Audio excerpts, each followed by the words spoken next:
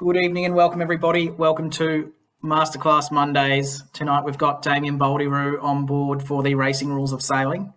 So I'm looking forward to stepping back into the audience and watching the show, so to speak. And Damo, are you around? Yes, I am, Jack, and I'm wondering how many times you're going to tell me I'm on mute this evening. And I can even get a camera going. Look at that. There you go. Evening, everyone. Welcome. Fantastic. All right, if you want to look at sharing your screen, Damo, I can step back into the audience. Okay. Looks like we've got 50 watching at the moment, a mix of Newcastle and Lake Macquarie members. Excellent. Now, this is going to stop your screen sharing, Jack. It says, do I want to continue? Yeah, yes? Yeah. Right. Because I haven't got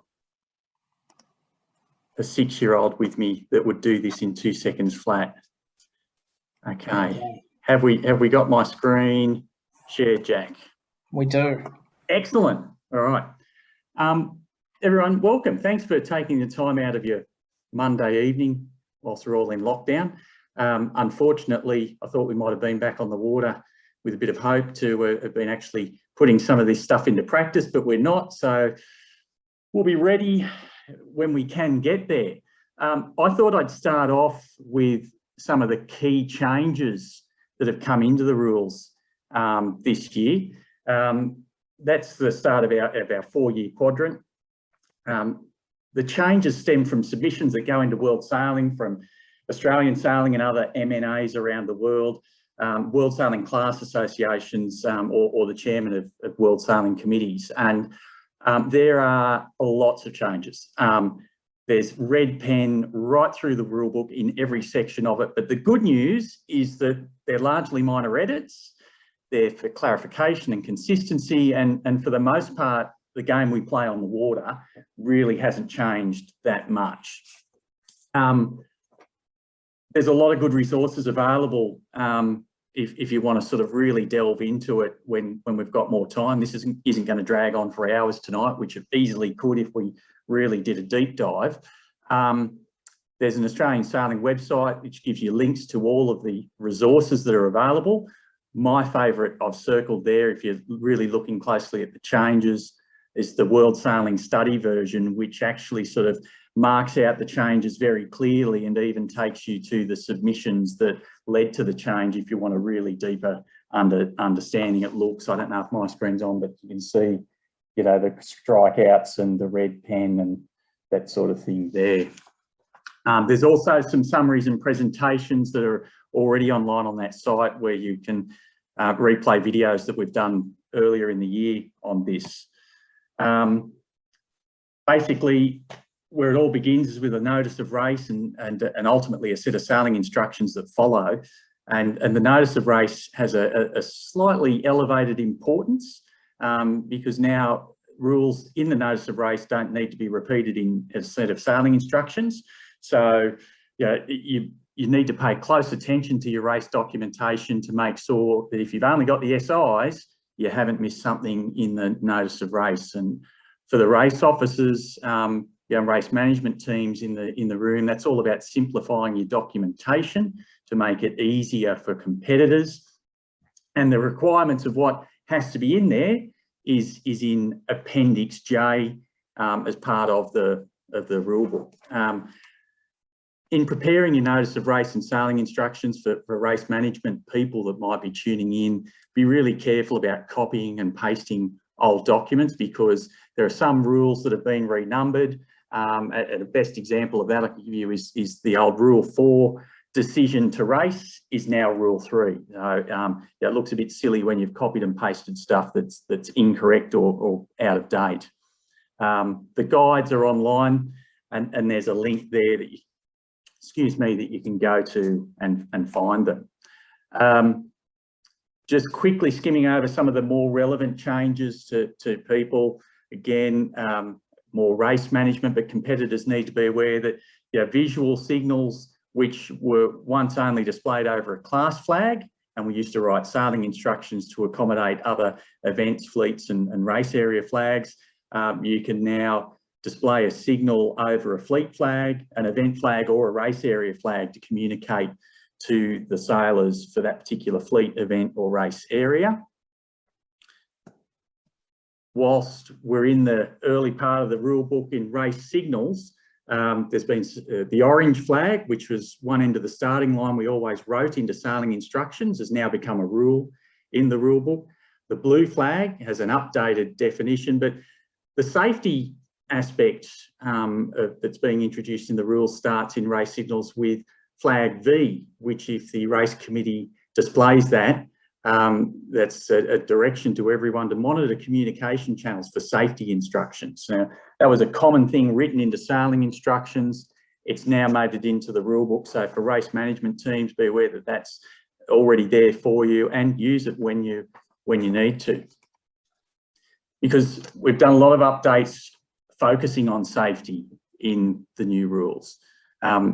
There's an update to Rule 1.1, which is about helping those in danger, and it makes it clear that support persons are obligated to help any person or vessel in danger. So that's parents on the water, coaches on the water, all those people linked to sailors that might be out there. You know, you're not just responsible for your own, child or person that you're taking care of. You have a responsibility to help the whole fleet where the occasion arises. Not so much in our clubs, but PFDs, if you're into the dinghy sailing, although we do have the laser sailors, sorry guys, I've forgotten about you. The wearing of PFDs, Rule 40, that's always been there, hasn't changed much, but it's just written more straightforward. So take a look at that for the dinghy sailors and those about requiring PFDs to be worn on the water. And again, for the laser sailors, outside help. If you're capsized in the water and struggling, you can get help, be it from a race management boat or someone else to help you get back on board and get going without risking a penalty, which is a really good change to the rules, because once upon a time we'd have people reluctant to give help because they were concerned about affecting someone's race, and people reluctant to receive help because they didn't want to be penalised for getting that help. So it's all about the safety aspect and keeping people, out of trouble. Quick release harnesses are going to, make an appearance in the rules in January 2023. Those classes using them be aware of that. The biggest change that I think everyone's been talking about is a change to some of the definitions and in particular start and finish. Just on definitions, if I go to my notes, I think there's 8 or 9 that have been updated and changed. There's 8. We have 24 defined terms in the start of the rule book, and you need to be aware of the definitions because they're used in the rules throughout the book, where they're italicised. And where a word is italicised, when you're looking at the rules in your rule book, it means that word's being used in the context of the definition in the racing rules, not a definition of an Oxford dictionary or other dictionary that you might use. So of the 24 terms, 8 of them are affected by change and 1 of them is new. The biggest change, though, is around starts and finish, which refers only to the hull now. Whereas race management teams would be looking at starts and finishes and including the crew and equipment, as when either the crew or the equipment crosses the line. It's now when the hull crosses the line. And Jack, I'm not sure if you can play the little video that our mate Hatchie has put together, Yep. which explains that. That's a screenshot of it. So I'll just, what you're going to see now is just a few minutes of video which will explain this change in the rule for your starting and then for your finishing. Jack, see if you can manage that.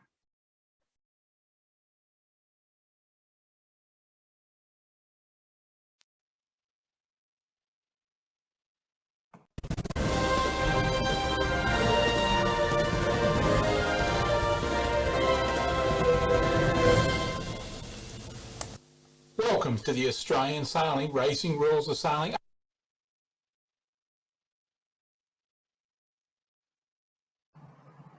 Could we all hear that a minute ago? Damo, you might have to help me with that. I could. Yep. All right. I'll let it keep going.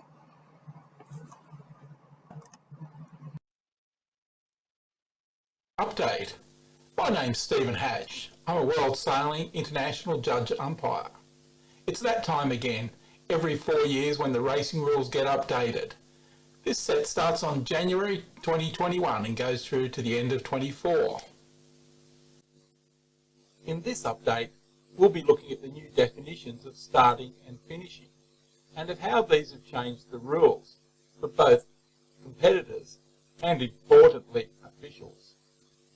The definition of start will become: a boat starts when the hull having been entirely on the pre-start side of the starting line at or after her starting signal, and having complied with Rule 30.1 if it applies, any part of a hull crosses the start line from the pre-start side to the course side. This is a big change from the current rule that finishes in December 2020, which states that a boat starts when any part of a hull, crew or equipment crosses the start line. There are a number of definitions of hull. The equipment rules of sailing from World Sailing state that the hull is the shell, including any transit, the deck, including any superstructure, the internal structure, including any cockpit, the fittings associated with these parts, and any corrector weights. The Oxford Dictionary states the hull is the main body of a ship or other vessel, including the bottom, sides, and deck, but not the mast, superstructure, riggings, engines, or other fittings. The Officer of the Watch Maritime Dictionary states the hull is the main body or primary part providing the global strength, buoyancy, and hydrodynamic qualities of a vessel. This diagram from the Equipment Rules of Sailing shows that rudders, bowsprits, pushpits, pulpits are not included in the hull. Wings, tiller extensions, and other items that protrude from the hull are also excluded from the definition of a hull. You can see from these two boats here, firstly on the right, the 29er. The wings on it are integral to the boat, part of the watertight hull, so they are included as part of the hull. Whereas on the left, the 49er, the wings are attached to the hull, and thus they and the tiller extension and the crew are excluded, whereas on the 29er, only those either parts of the crew and trapeze wires outside the line are excluded. This will mean that officials will need to be on top of what type of boats they have on their fleet and what constitutes the hull under the definition, so that they can correctly score these boats, particularly for OCS at the start. Now let's look at how that works in reality. Here's a shot of an 18-foot skiff. You can see that the bowsprit, crew, and the wing are all across the line at the start. Under the old rules, that would have been OCS. Now let's look at that on the video.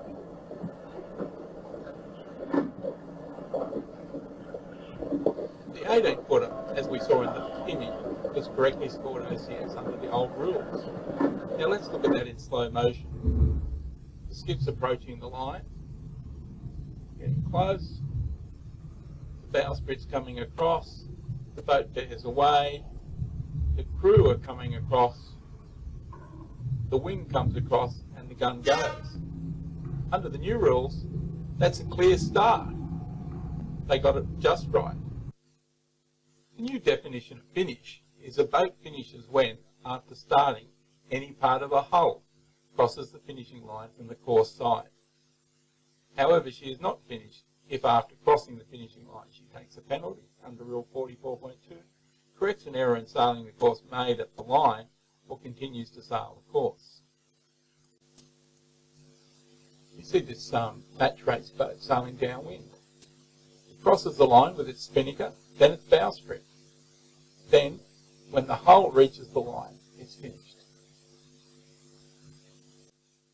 We would like to thank John Navis of the US for permission to use his 18-footer video, Robin Evans for the use of his 49er 29er photo, and World Sailing for the World Match Racing Tour video.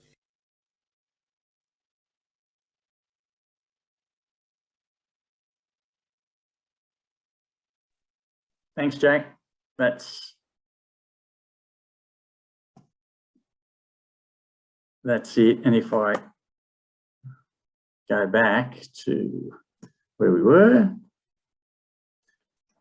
Okay, so thanks, Steve Hatch. I don't know if you're in tonight watching it. Steve's helped us out at the club a few times with some of our match racing events and everything.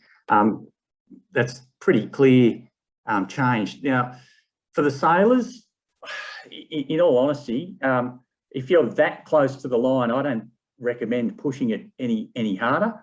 That's risky. And I think, Jack and Ross out at Lake Macquarie will probably tell you all that you're not that close to the line, but just be aware of it. For race management, it's really, yes, this is a technology-driven change with the idea of GPS tracking units, positioned in a particular spot on the hull, but it really does make life simpler as to what you're looking for down the line. And quite frankly, a lot of race officers have been using the hull for a long time because some of the bowsprits in the smaller classes are just too difficult to see down the line anyway. Another new change or really repositioning the rule is the old sail the course string rule has been put into the definitions now and been a bit of a reworking of the rules.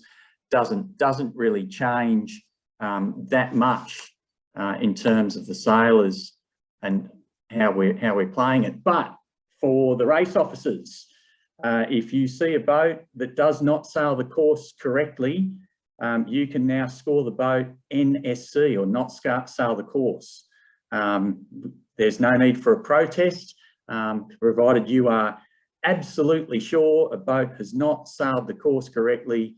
You can score them accordingly, and if the boat thinks you're wrong, well, they can certainly request redress that. When boatsmen, this is where we sort of live on the water. What the rules geeks like myself call the Part 2 rules.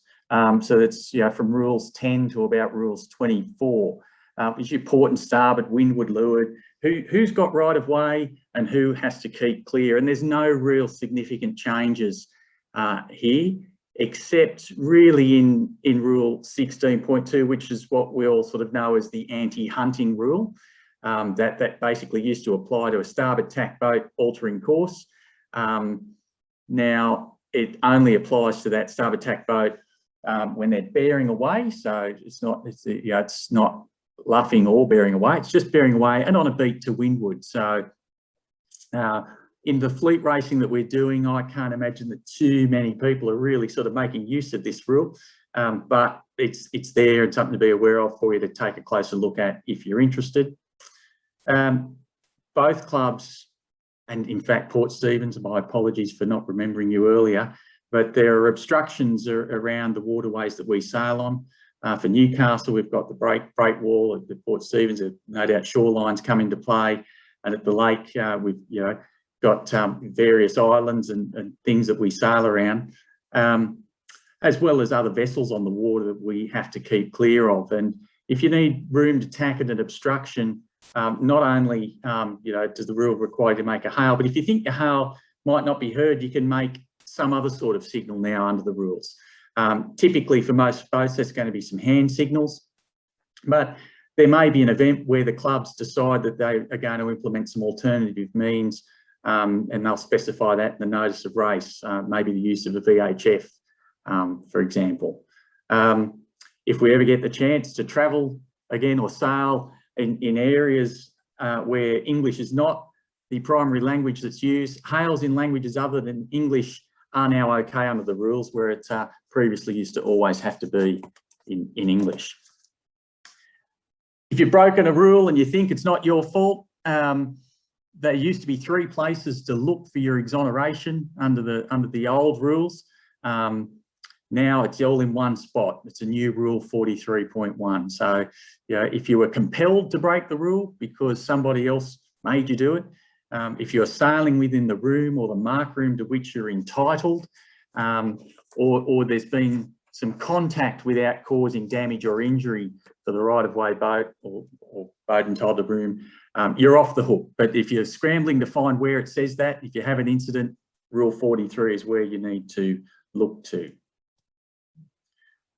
Support persons, they're captured within more of the rules, and there they all are listed. They're now included in the definition of party, which is related to protest hearings and hearings, helping those endangered. World sailing regulations like anti-doping and search and rescue function under the new Rule 37.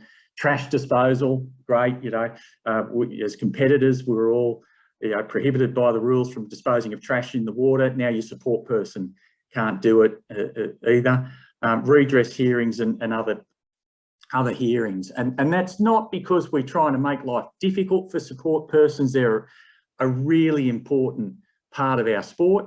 We've got to work with them, but it's just, they need to be aware that their behaviour can have an impact on their sailor and an impact on the event, and they are bound by the rules of the event. So it's just, they need to be aware of that.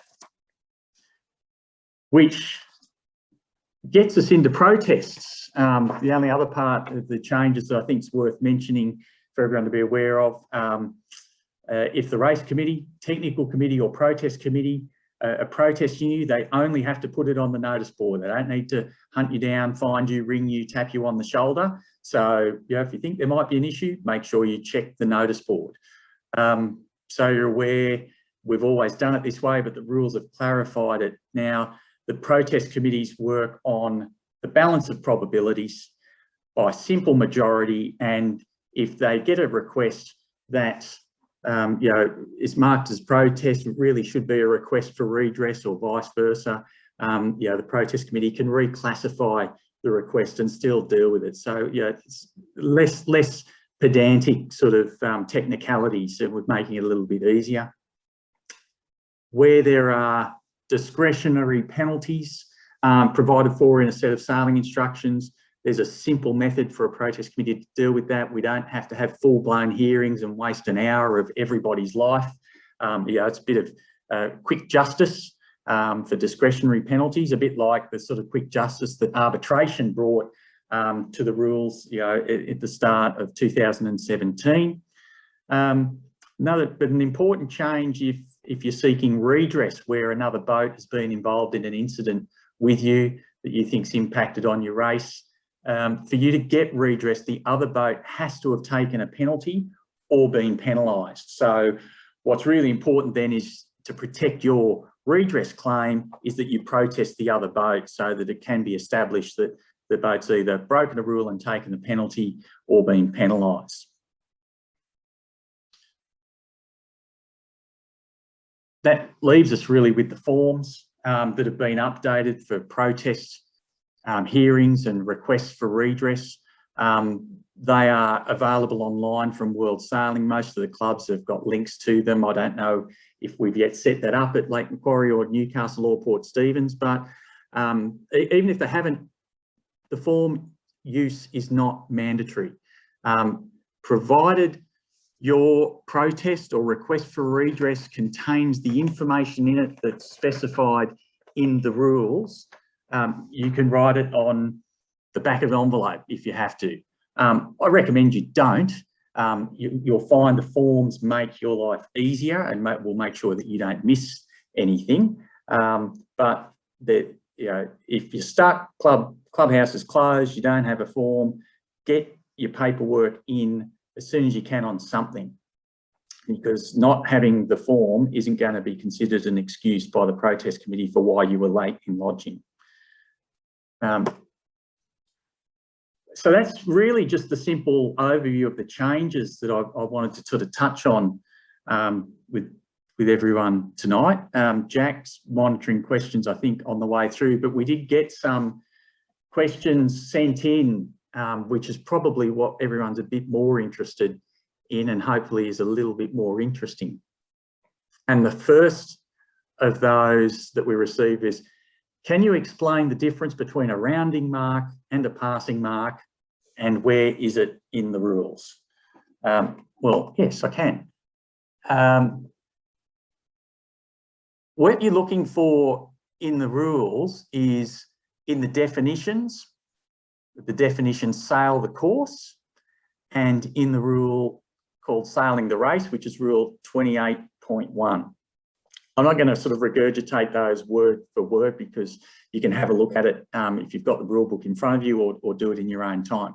But basically, the definition actually prescribes that for a mark to be a rounding mark, it has to be designated in the sailing instructions as a rounding mark. And if the sailing instructions don't identify any mark as a rounding mark, then you're not required to treat the mark as a rounding mark. And just as a way of illustrating that, there is a course where there's a start line at the top there, and the course was described as all marks to be left to port. And so people went around mark 18 and down around mark 8. And there was two schools of thought. The boats went back up towards the finish line and they had to take mark 4 to port. There was a group of boats that sailed straight past it, the dotted line, keeping it on their left or port side. And there was the group of boats, the solid line, that went around the mark, did a 360 and carried on to the finish. In this instance, the sailing instructions did not specify that mark 4 was a rounding mark. It was simply a mark of the course.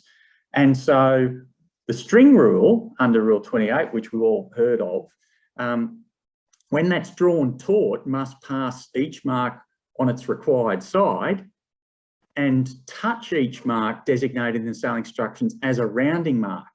So mark 4 not being designated as a rounding mark, the string doesn't have to touch the mark. You just need to make sure that the string passes the mark on the required side.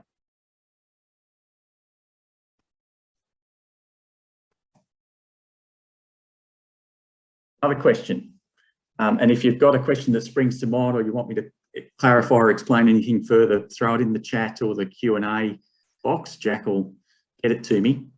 The question was, please explain dipping the start line. Okay. There's very much two separate things here that I just want to make clear. At Newcastle, we generally always start with a P flag start. Now that's the blue and white flag that is displayed at the 4-minute signal in the countdown to the start.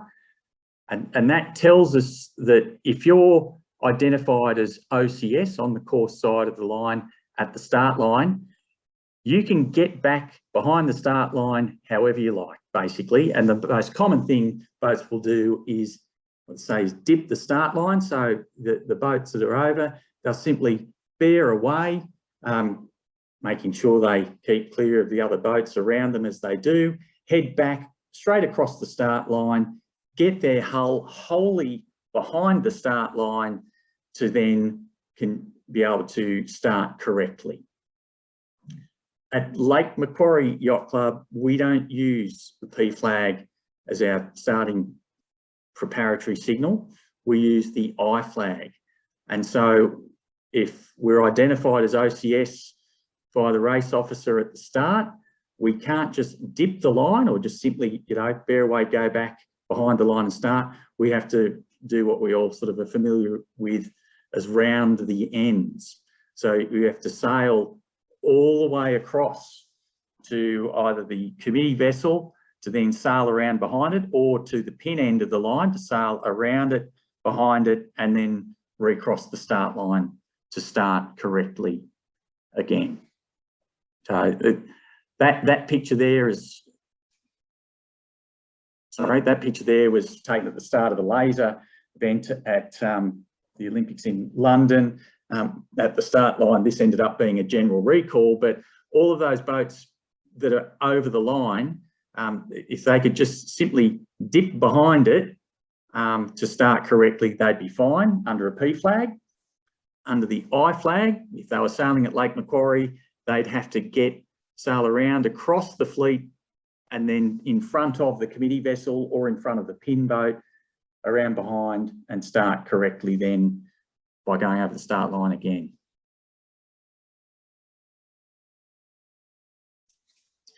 Who has right of way when two yachts approach each other? And in particular, when one boat is sailing upwind and the other is sailing downwind.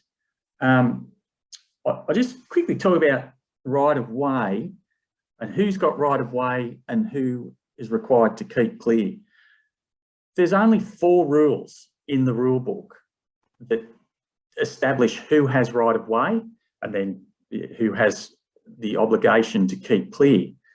They're in the start of the part 2 section if you're thumbing through your rule book, and it's rules 10, 11, 12 and 13. 10 is your port and starboard. Port tack boat keeps clear of a starboard tack boat. So the starboard's got right of way.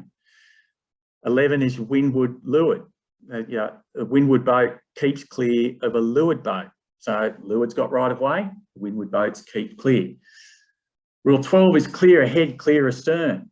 The boat clear astern will keep clear of a boat that is clear ahead. So if you're ahead of someone, the boat behind you, they're on the same tack, has to make sure they keep clear of you.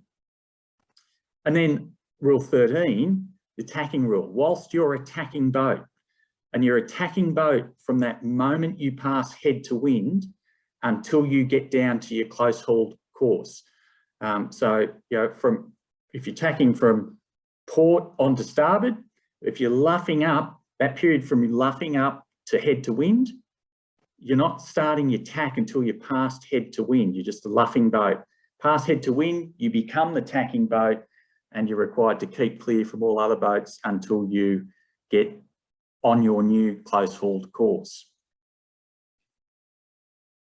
Now that's fine when we're all on the same leg.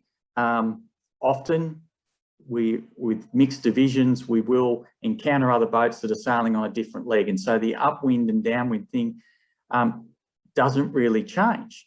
All you've got to sort of figure out is what is the relationship of the 2 boats that we're talking about. So Jack, can you see my mouse pointer on the screen? Yeah, I can. Yeah. Good. It's also a test to make sure you're paying attention. Okay. Down at the bottom of this screen, I'm sorry all the boats are blue and yellow, but I had to do this quite quickly. We've got a blue boat here, which is on starboard tack. We've got a yellow boat off to its left, which is on port tack, because we have the wind blowing from the top of the screen all the way down. Rule 10 tells us that the port tack boat must keep clear of the starboard tack boat. We get it. Over to the left, we've got a boat that is to leeward of another boat. The leeward boat has right of way over the windward boat, and that windward yellow boat, this is the keep clear boat between these 2. But I think the questioner wants to know, well, what happens with these boats coming down the course, sort of rounded the mark and are heading back to the bottom? And the answer is, what is the relationship between each of the 2 boats you're looking at? So here you've got down the bottom, the blue boat on starboard. Here we've got the yellow boat coming down on port. Port tack must keep clear of starboard. It doesn't matter if you've got your spinnaker up and you're barreling along at sort of 12 knots and, the poor old Division 4 punter is coming up the course at 6 and it's really inconvenient for you. You're a port tack boat, must keep clear of the starboard tack boat. Also, just while we talk about downwind, this port tack boat here has a boat behind it, but the boat behind it is on starboard. Again, the yellow port tack boat has to keep clear of the starboard tack boat coming downwind. If we look at these 2 yellow boats, this one down the bottom and this one coming downwind, this boat's on port. The boat coming downwind is on port. Who's got right of way? Well, we've got a boat that is to leeward of this boat, which is to windward. A windward boat keeps clear of a leeward boat. So again, spinnaker up, doesn't, whatever the situation is coming downwind, this port tack boat has to keep clear of the leeward port tack boat.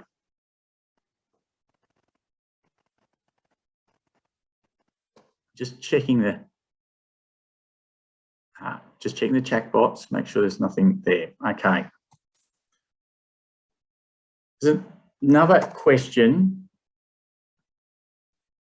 about what are the rights of a boat being overtaken? One of the things that I hear a lot in different clubhouses and bars around the place, people say, overtaking boat has to keep clear. I will give $50 to anyone who can show me in the racing rules of sailing where it says the overtaking boat has to keep clear. It's not there, I promise you. Please stop saying it. It just makes you sound silly. The rights of a boat being overtaken really come down to the limitations in the right of way. If you're the boat ahead and you're on port and the boat behind is on starboard, you have to keep clear as the port tack boat. If you're both on the same tack, and this is where the second part of the question came in, was please explain how proper course limitations affect the ability to luff the windward boat. This is where I think a lot of the confusion comes in. Hopefully this next slide will show us. I'll just let that play through a couple of times so that you can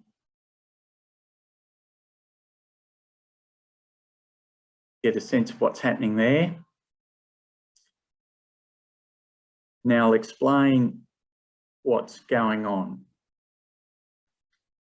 There's a mark at the bottom of the screen. We're sailing downwind.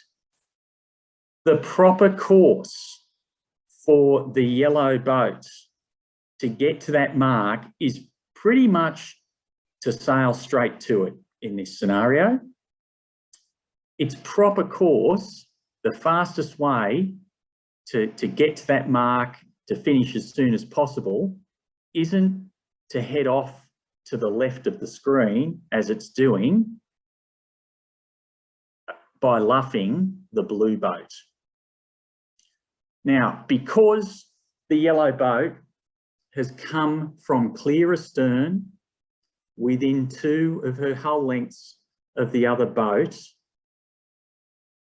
she's become the leeward boat, but she has a limitation to her right of way. And that limitation is in Rule 17, if you're thumbing through the pages of the book.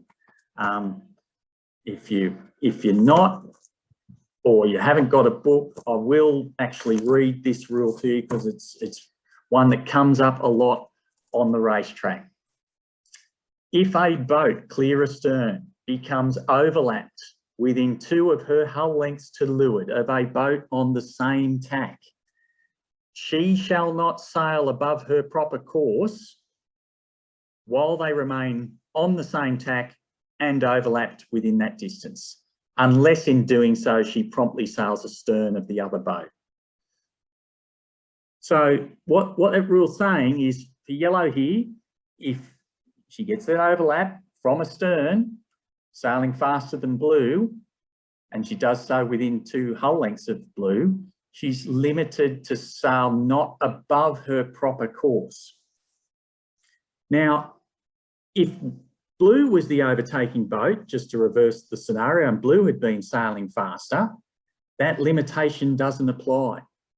And if yellow, for whatever reason, doesn't want blue to go over the top and roll her like blue's intending, yellow can sail blue right off the course if they want to, because the overlap's been established to windward, and so the leeward boat maintains all of the luffing rights.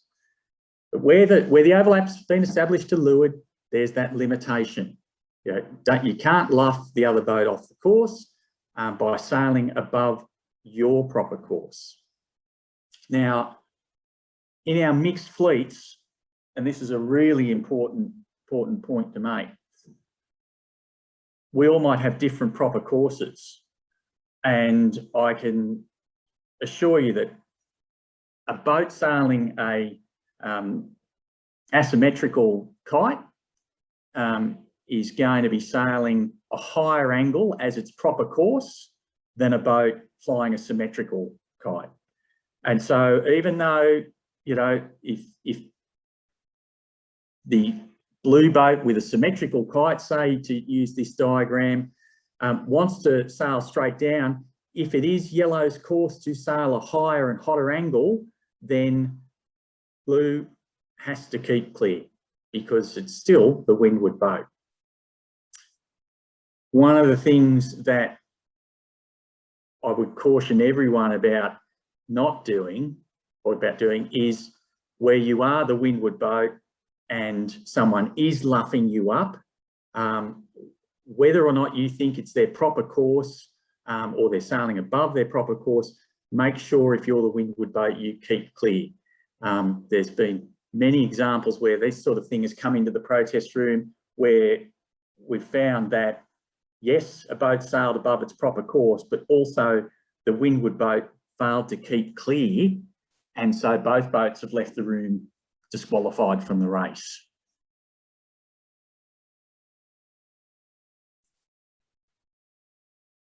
Who has right of way at mark roundings? Can explain what happens when two boats approach a mark on opposite tacks? Okay. Just using that photo of the far 40s as an example, we've got a leeward mark that they're getting around. There's a distinction between who has right of way and who might be entitled to mark room. In the bottom left corner of that screen, you see the two boats, Denmark and Australia. Australia is inside and overlapped with Denmark, and on starboard, Denmark's outside on port.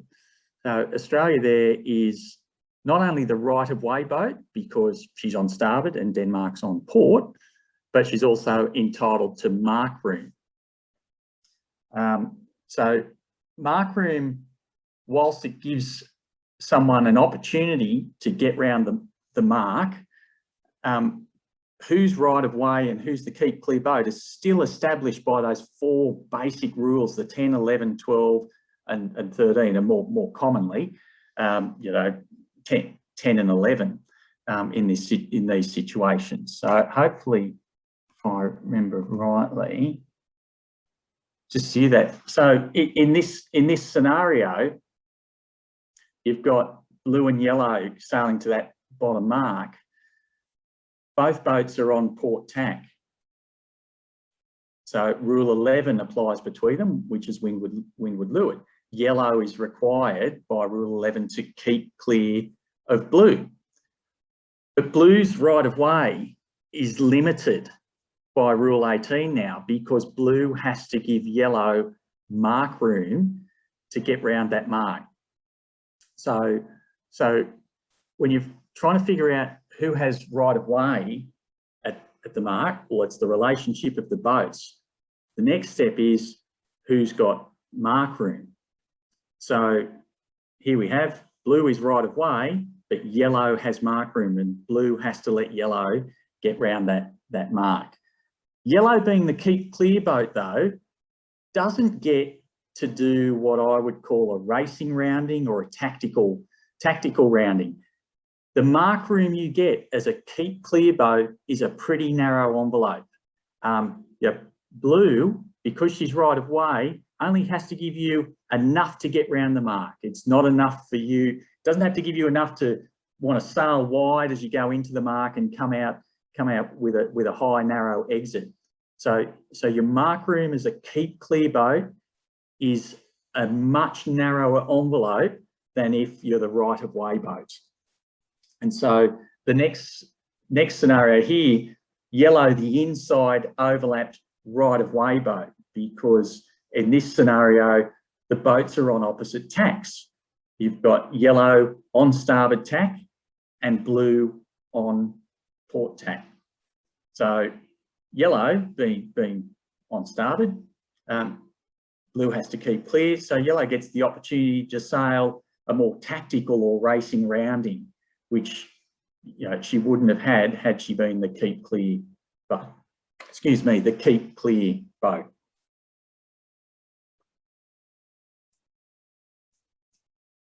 Now I'm going to go back because I've got the order of these slides out, but there's a question about what happens when two boats approach a mark on opposite tacks, and we sort of have looked at that with a bottom mark, but what happens at a windward mark?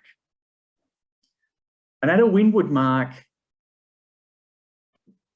the introduction to Rule 18 at 18.1 tells us when Rule 18 does not apply. So, Rule 18, which is about getting boats around a mark, does not apply between boats on opposite tacks on a beat to windward. So we're sailing up to our top mark, having started well, and as we're approaching it, that mark may as well not exist in terms of the rights and obligations of those boats as they approach it. Yellow is the right-of-way boat, blue is the port tack keep clear boat with yellow. Blue has to keep clear of yellow. She can't go in there and say, well, I've got to get round that mark, so I'm just going to sort of, make some room for myself to get round it. No, that's not the way to do it. You have to keep clear of yellow to get round that mark. So you can forget Rule 18 on a beat to windward between boats on opposite tacks.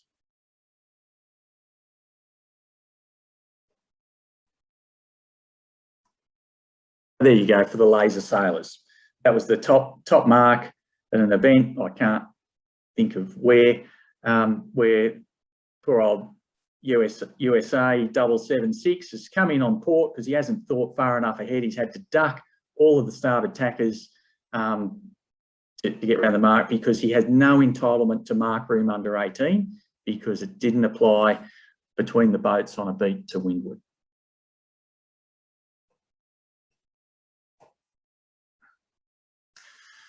Are the ends of start-finish lines an obstruction or a mark of the course?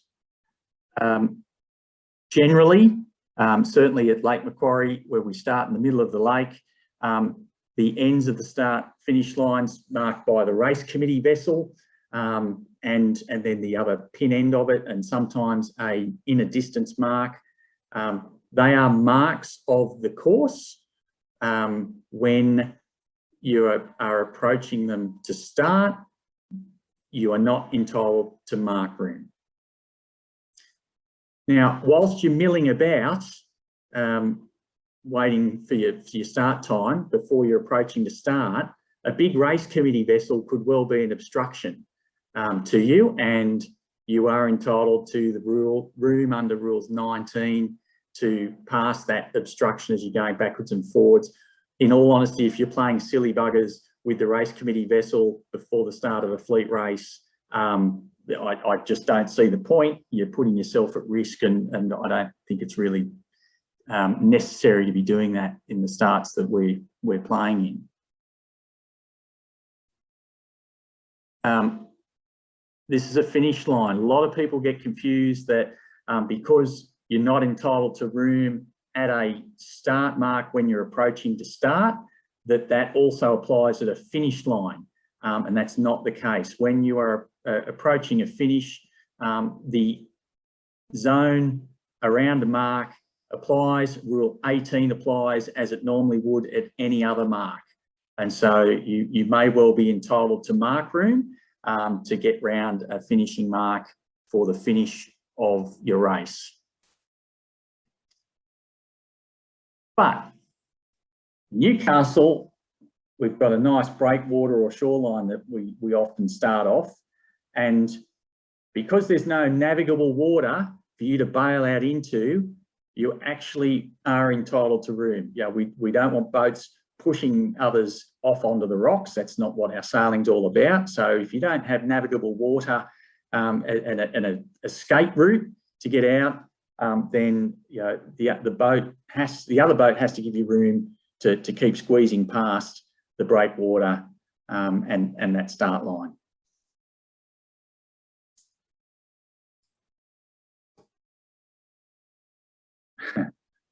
And then the last question that I've got that's been sent in the pre-notice is, can I explain the umpire decision in the last race of the Denmark Sail GP where Ben Ainsley was penalised against Nathan Outridge? Jack, were you able to get the footage for that, which is entertaining if nothing else? Give me a minute and I'll have it up. Okay.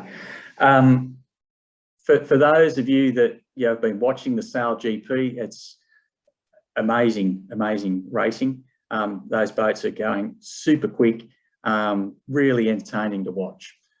Can I say that the rules that we play with in a fleet race have been changed in a lot of areas for the Sail GP. Because of the speeds that they're working at and because of the game that they're playing, our standard fleet racing rules are not used. So this gets really complex when you're trying to explain it, because they've changed definitions of mark room. They use a completely different Rule 18 to us, plus that picture there, which is obstructed by someone looking incredulously at the penalty that was given. They actually have a windward gate to go through. Just operates similar to a leeward gate. So there's a lot of different stuff going on with this race, and it's difficult to explain, which is also a bit of get out of jail free card for me, because it's a rather controversial call that was made by the umpires. And since that call was made, there is lots of discussion ashore about whether or not it was right, wrong, or indifferent. Jack, it looks like you're getting close to being able to share a video. I'm just trying to find it.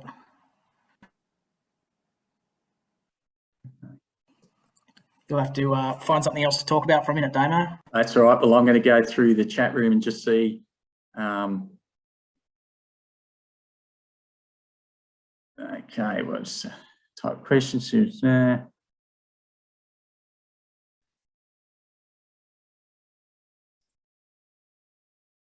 Got.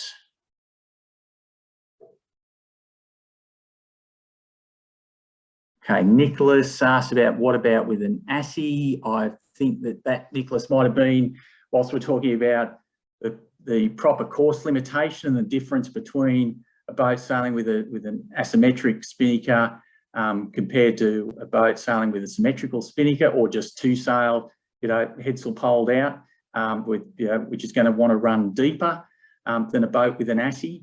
Again, the boat with an ASSI's proper course is to sail a higher angle. So as inconvenient as that's going to be for the bloke with a symmetrical or just a poled out headsail, or someone that just wants to run deeper because that's the best way for them to go, they're still going to have to keep clear of that boat sailing the higher course, provided it's proper course. There's a comment in the chat that the lasers in that picture had sheets E's, so the port tack boat had right to room. I disagree. Yes, they had their sheets E's, but they were still on a beat to windward and approaching that mark. There's nothing in the rules that says how sails have to be set. They could well have actually been sitting there with their boom completely out and sheeted right out, and just because they had a spot of bother through the tack, and anyone who's seen me tack a laser will have seen that happen before. So Nicholas has picked up on that in his comment.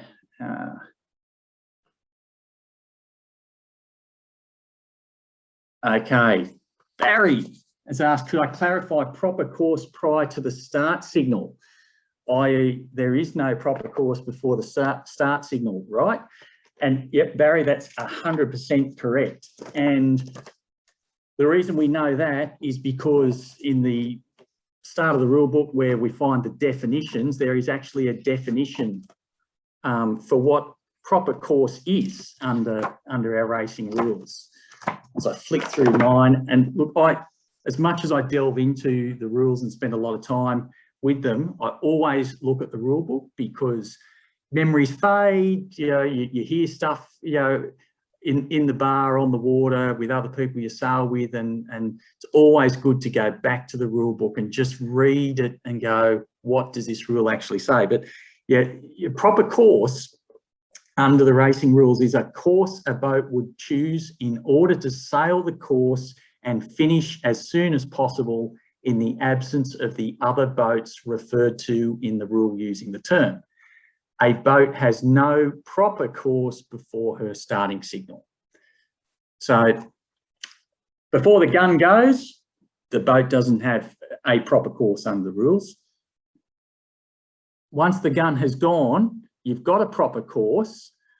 Then you've got to sort of, if you have another boat to leeward of you that might have been luffed up, maybe close head to wind, just waiting for the gun to go because you're all approaching a little bit early. One of the things you need to know is, how did that overlap establish? You know, or how did that boat get there? Was it the windward boat came from astern over the top, in which case the leeward boat can sit there luffed up head to wind as long as they like, because there isn't a proper course limitation established by that rule 17, which, remember, says if you've got an overlap from clear astern within 2 hull lengths on the same tack, then you shall not sail above your proper course.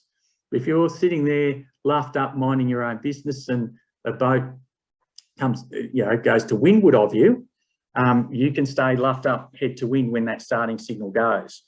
If that overlap was established from astern to leeward, when the starting signal goes, you've got to bear away to your proper course and get going. We'll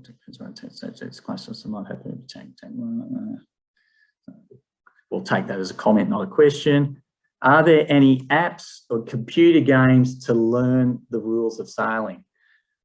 Yes, there is. There's a really good one, and it's called Play by the Rules. I'll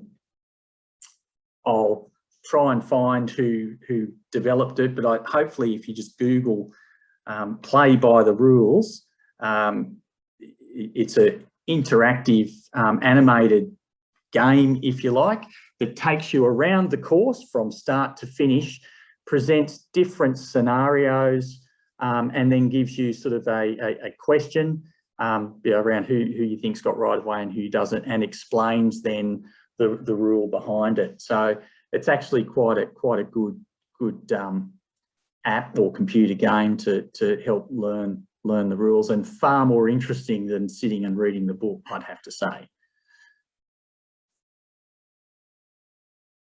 All right, Rhinos, the laser boys are duking out that photo.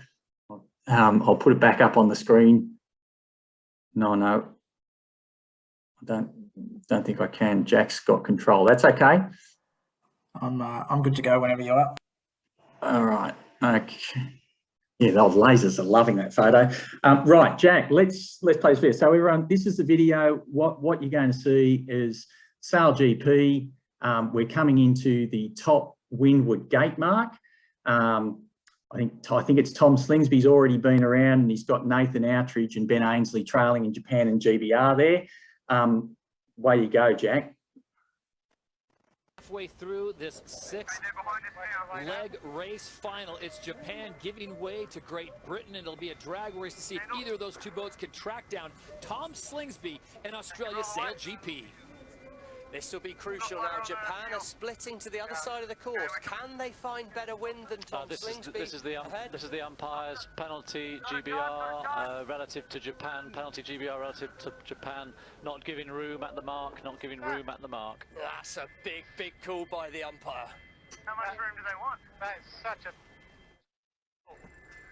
It's a big call. I slightly...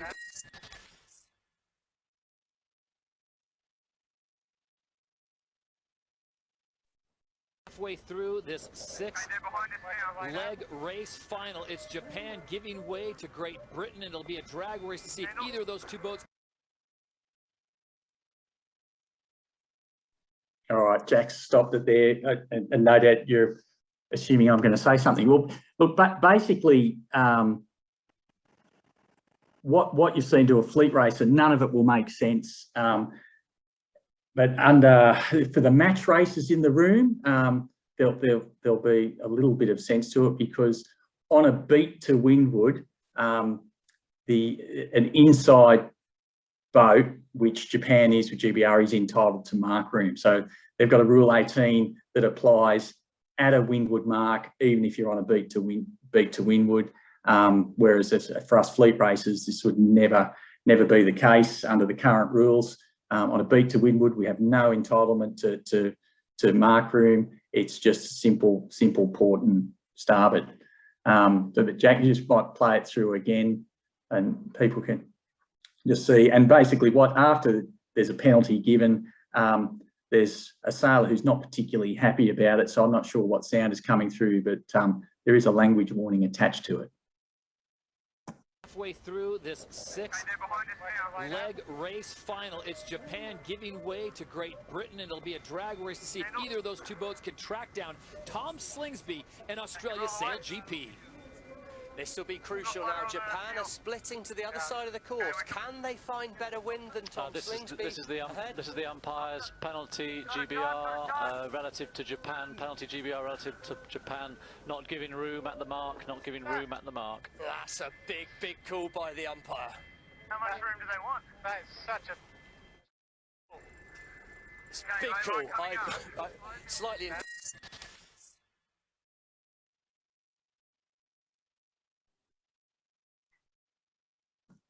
That's great, Jack. Thanks for that. I in terms of what I had prepared to share with you, haven't got anything extra. Other than say we've spent just over an hour going through all of that stuff. Thanks for persevering with it. If you've sat through all of it, if there are any other questions you want to pop through, I'm more than happy to take a look at them if you want to try and put me on the spot. But otherwise, Jack, thanks for organising this, and Newcastle Cruising Yacht Club, thanks for organising it and for inviting Lake Macquarie to attend. When we get back out in the water, go out there, have fun, and the only way you'll get more confident on the water and be less of a nuisance on the water is by getting more familiar with the rules. So spend a bit of time if you really are serious about the sport and having a bit of fun racing. Definitely get into that rule book a little bit more, and certainly ask questions of those experienced people around us. And it's not just myself that knows some of the answers. But if you're given an answer, read the rule to make sure it's not just the bar talk, and that it actually is the rule.